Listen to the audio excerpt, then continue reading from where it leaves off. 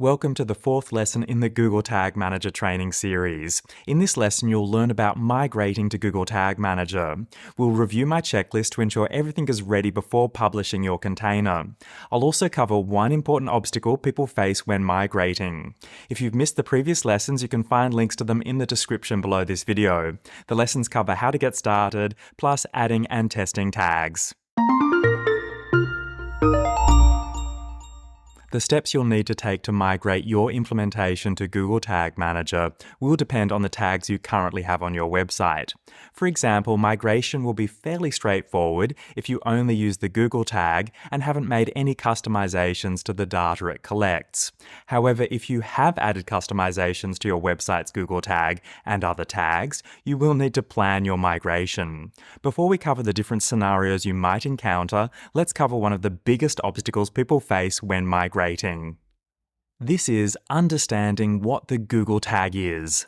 I think Google has made the Google tag way more confusing than it needs to be because the Google tag can refer to two different things. First, the Google tag can be the dedicated tag you use to install Google Analytics on your website. It looks something like this. It can be confusing because we can see the tag refers to googletagmanager.com, but this isn't actually the Google Tag Manager code. Apart from the comment above the tag, the giveaway is that the script includes references to G-tag, which is short for Google tag. So this code is the Google tag. It was also previously called the global site tag, gtag.js, or even the Google Analytics tag. And to add to the confusion, we can also find the Google tag inside Google Tag Manager. Here we can see the option to create a Google tag as we've covered in the previous lessons. So if you're using the first option we looked at and you want to use Google Tag Manager, you will need to follow the migration steps we're going to cover. However, if you're already using the Google tag inside Google Tag Manager, you might already be up and running. However, it's still important to check that the migration steps we'll cover have been followed. Okay, now that we've covered the difference between the two types of Google tags, let's walk through some of the different scenarios you might encounter. The simplest scenario is if you're just getting started. For example, if you're launching an entirely new website and you don't have an existing Google Analytics property. In this case, you can set everything up from scratch in Google Tag Manager. You will create your property, get your measurement ID from Google Analytics, and configure your tags in Google Tag Manager. Then there is the scenario of just adding the standard Google tag to your website. You might be using a plugin, or maybe you've added the tag directly to your website, but you're just using the standard tag and you haven't made any customizations to your tracking. In this case, you can add the Google Tag Manager code in parallel to the existing tag. Replicate the tag in Google Tag Manager, then publish your container and remove the existing tag. The next scenario is if you're using a modified Google tag or you've implemented customizations.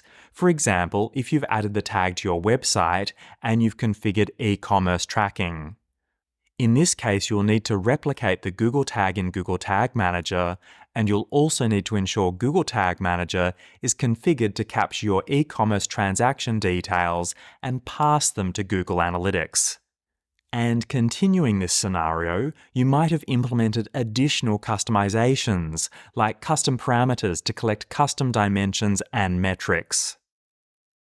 You will need to take extra time to ensure that these customizations are implemented using Google Tag Manager before you remove any existing tags from your website. And apart from Google Analytics, you'll also need to look for any other tags and any other third-party code you've added to your website. In most cases, these can also be migrated to Google Tag Manager.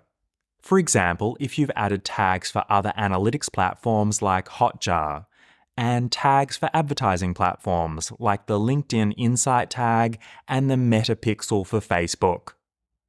Now let's run through my migration checklist. Depending on the current tags that have been added to your website, you can customize this checklist. If you want to download a copy of my Google Tag Manager guide that includes this checklist, you can find a link to get the guide in the description below this video. Step 1 is to create a list of your existing tags. This should include your Google tag and any other tags you've added to your website. It's also a good idea to make a note of how the tags are added to your website. For example, you might be using a plugin to add Google Analytics to your website, and maybe you've added the meta pixel by pasting it into your website's template. Step 2 is to create a list of any tracking customizations you've made.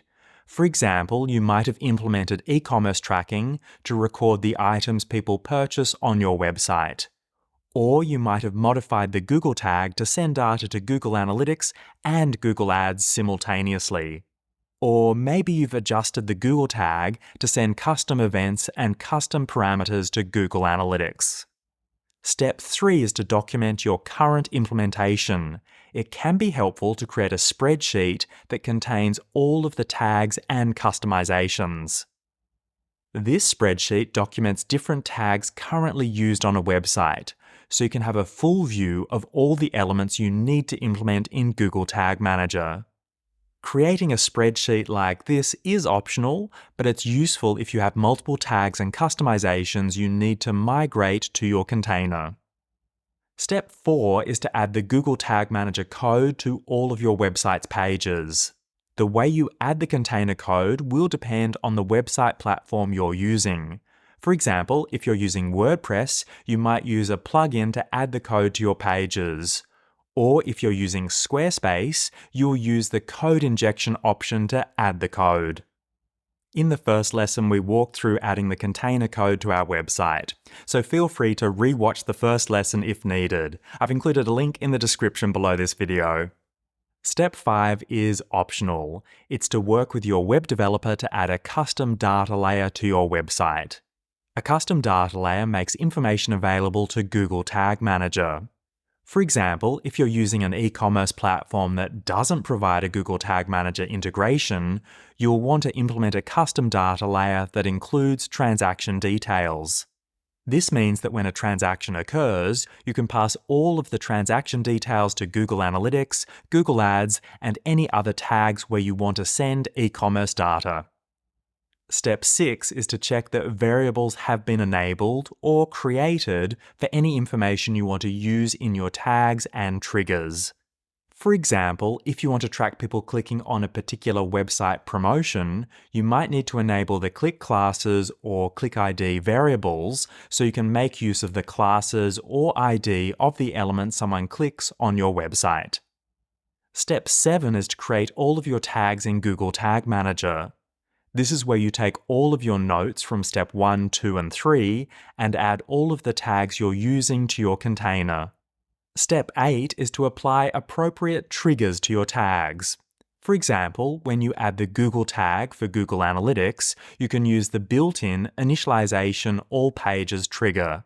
This will mean the tag is added to every page of your website. Then for any tags that need to fire on individual pages or for specific actions, you'll need to create custom triggers in Google Tag Manager. Triggers can be created based on a range of actions, from the page someone is viewing, to the element they click, to watching an embedded YouTube video. There are lots of different types of triggers you can create. If you'd like to learn more about the different types of triggers you can create, check out the extra resources in the description below this video. I've included a link to my Google Tag Manager glossary. Step 9 is to test all of your tags using the preview mode. We covered Tag Assistant and the preview mode in the previous lesson. If you missed it, I've included a link in the description below this video. Finally, step 10. Once you're happy with the tags, triggers, and variables you've added to Google Tag Manager, it's time to publish your container. The important thing to remember is that when you publish your container, you should remove any tags that are still hard-coded on your website. For example, if you've added the Google Tag Manager container code to your website, and you also have the Google tag on your website, you should remove the Google tag when you publish the container. This is because you'll now have the tag in Google Tag Manager and you don't want it to be duplicated on your website.